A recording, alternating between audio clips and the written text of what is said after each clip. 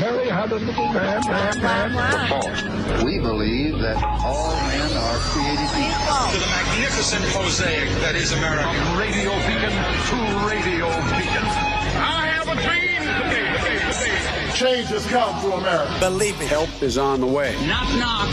Who's there? It's a figment of your imagination. Randi Rhodes Show. Turn up your mind. Okay, listen to this. This is Byron Douglas, the guy who he was a freshman congressman until he won his last election, a couple of days ago.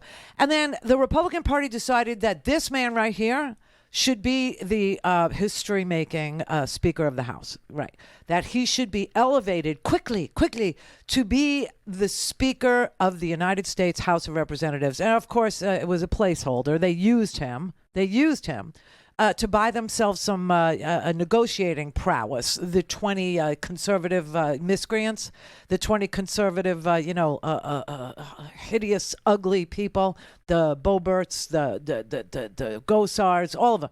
They used him as a place to put their vote.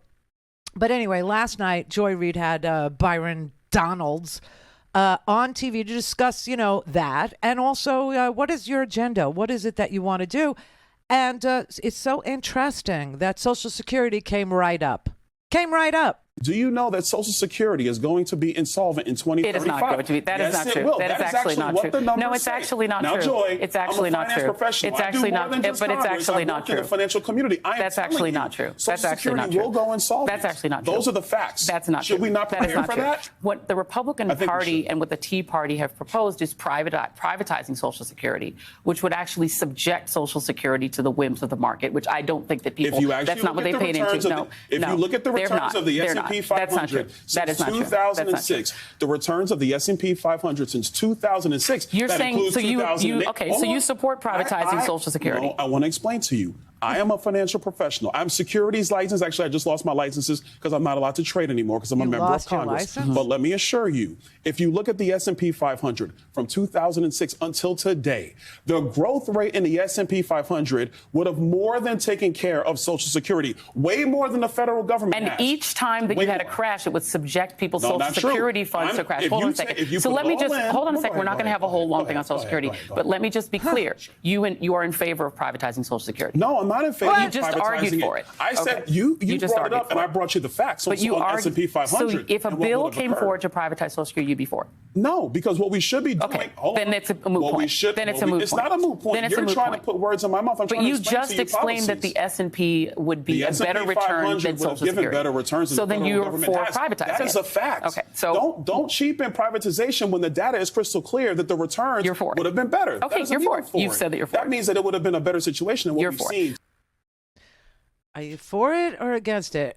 He argues for the privatization of Social Security, saying, hey, listen, if we took the Social Security Trust Fund and we invested it in Apple stocks or we invested it in Tesla, okay, we would do better. We would do better. So you are for privatization? No, I'm not. Well, then why are you arguing for? I don't know. I guess I just want to be on both sides. Both sides. It's a both sides thing. Listen, Social Security, we have been hearing our entire adult lives, all of us, everyone. There's no one in this audience that hadn't heard for the last 30, 40 years, or even especially since W, okay? That's recent history, that we need to privatize Social Security. Because it's going to go belly up. It's going to go broke. It's going to go bankrupt. It's going to be insolvent. It's going to this. It's going to that. It's going to fold. It's not going to be there for you. It's not going to be there for me. It's not going to... I mean, this is the oldest, trope about Social Security.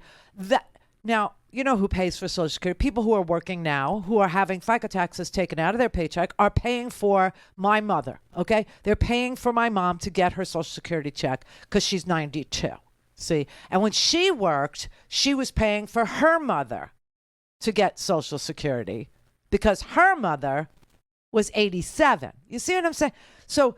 but anyway, you don't want to hear it from me. Okay, fine, here. This one isn't new, but it's getting new attention. That Social Security will run out of money in 12 years. Let's break down whether that's true or false with the help of our Verify experts. Okay. We brought that question to 3 economists. They all told us that this is false. No, it is not true. So let's break down where that claim comes from. Social Security is funded by payroll taxes, which come out of our paycheck.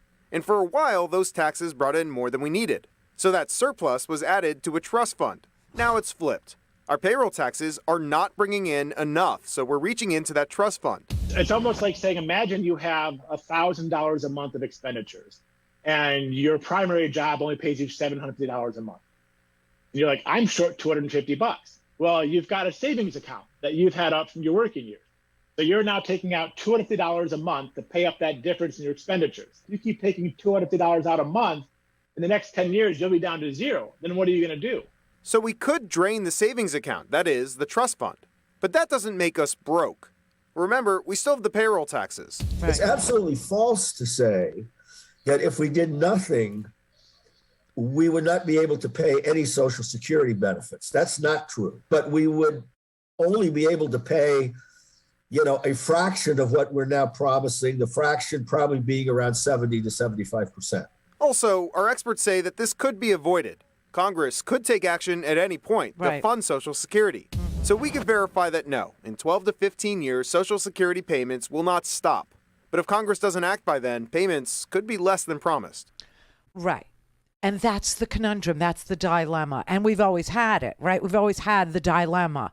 And all you need to do, people who make, I don't know what the cutoff now is. I think it used to be $110,000, $130,000 a year.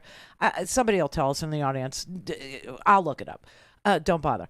That if we raised the cap on, let's say you make $150,000 a year, okay? So you stop paying into the payroll tax trust fund for Social Security at, let's say, $130,000 a year. The other 20 isn't taxed for the purpose of putting money in the Social Security trust fund. Anybody that makes over what that cap is doesn't pay another nickel into Social Security.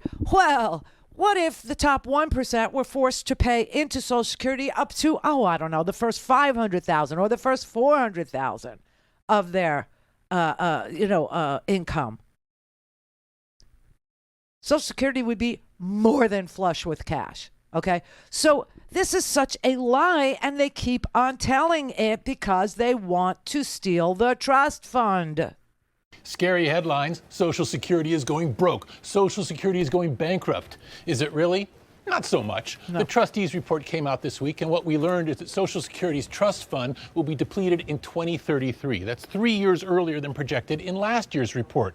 But even after that time, Social Security will still be able to pay about 3/4 of its current benefits for another 50 years or so. Obviously, a 25% cut in benefits is not a good thing, but it's not the end of the program. So what do?